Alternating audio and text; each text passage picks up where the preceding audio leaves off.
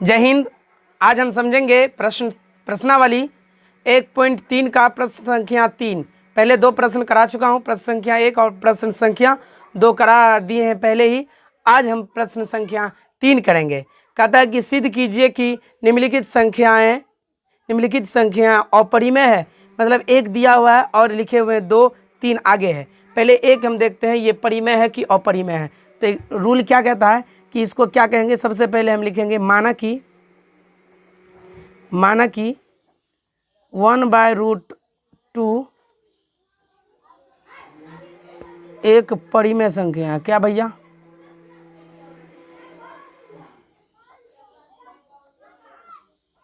परिमेय संख्या है, ठीक है। अगर यह एक परिमेय संख्या है, पहले अब हम क्या करेंगे 1/2 का हर का परिमेयकरण करेंगे। ऊपर भी 2 और नीचे भी 2।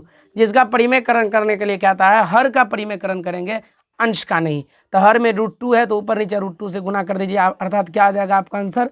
आपका आंसर आ जाएगा √2 अपॉन में 2। इसको हम क्या लिखेंगे? PYQ लिख सकते हैं। किसके रूप में लिख सकते हैं भैया? इसको हम PYQ के रूप में लिख सकते हैं, जहां P और Q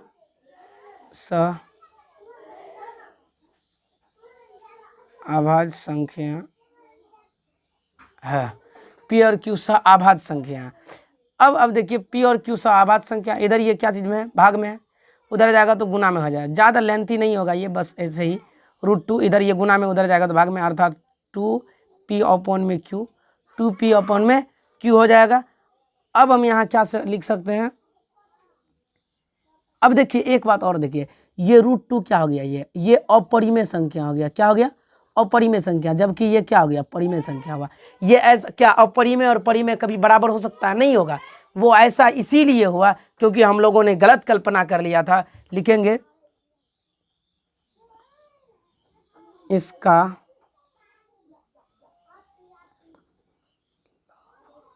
मतलब यह है कि हमने गलत कल्पना कर लिया कि 1/√2 परिमेय संख्या है, क्योंकि √2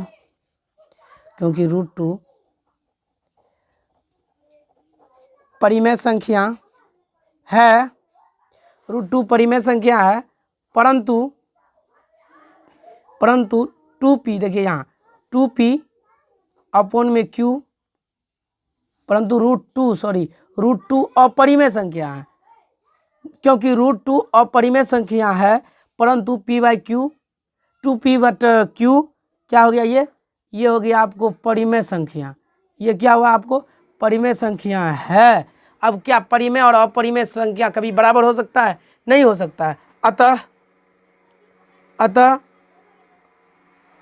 1/√2 एक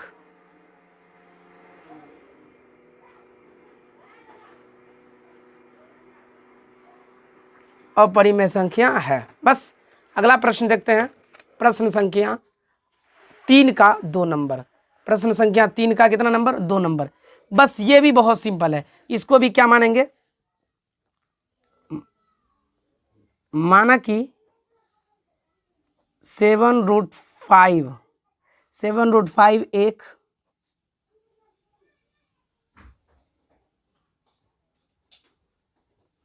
परिमेय संख्या, अगर ये परिमेय संख्या है तो हम इसको क्या लिख सकते हैं? 7√5 बराबर P अपॉन में Q, जहां बस भी वही P और Q आभाज्य संख्या। का मतलब क्या है? जिसका केवल और केवल एक ही फैक्टर हो। आभाज्य का मतलब क्या होता है? जिसका केवल और केवल सिर्फ और सिर्फ एक ही फैक्टर हो उसी को सअभाज्य संख्या कहते हैं। ठीक है, अब देखेंगे इसको क्या लिखेंगे, ये 7 गुना में इधर इधर आएगा तो भाग में आ जाएगा, अर्थात √5/p/7q, p/7q। अब यहाँ देखेंगे हम लिखेंगे कि देखिए यहाँ ये क्या हो गया, अपरिमेय संख्या हो गया, जबकि ये क्या है, परिमेय संख्या हो गया। यहाँ लिखेंगे, ज़्यादा लेंथी नहीं, यहाँ लिखेंगे डायरेक्ट p और q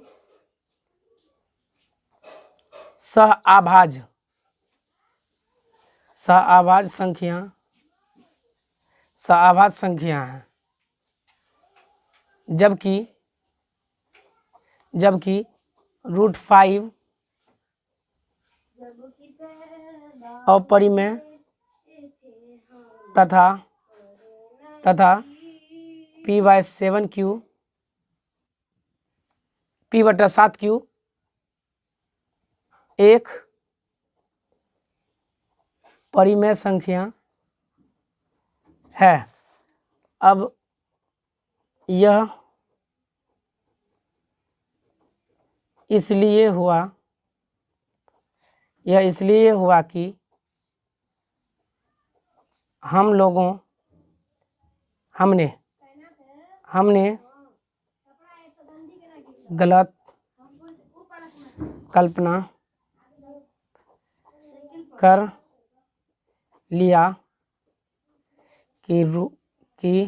गलत कल्पना कर लिया कि 7√5 एक परिमेय संख्या है,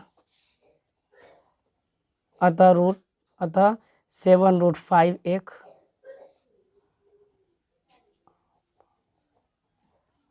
अपरिमेय संख्या है।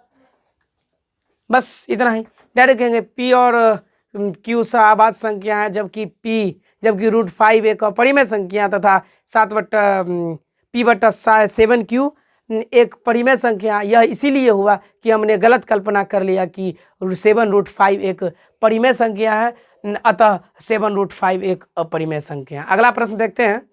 अगला प्रश्न है कि 6 + √2 ये परिमेय है कि अपरिमेय? ये अपरिमेय है, इसको कहा था प्रूव करने के लिए। तो हम लिखेंगे 6 + √2 एक परिमेय संख्या है। अब यह एक परिमेय संख्या, तो 6 + √2 बराबर क्या लिख सकते हैं, p/q, जहां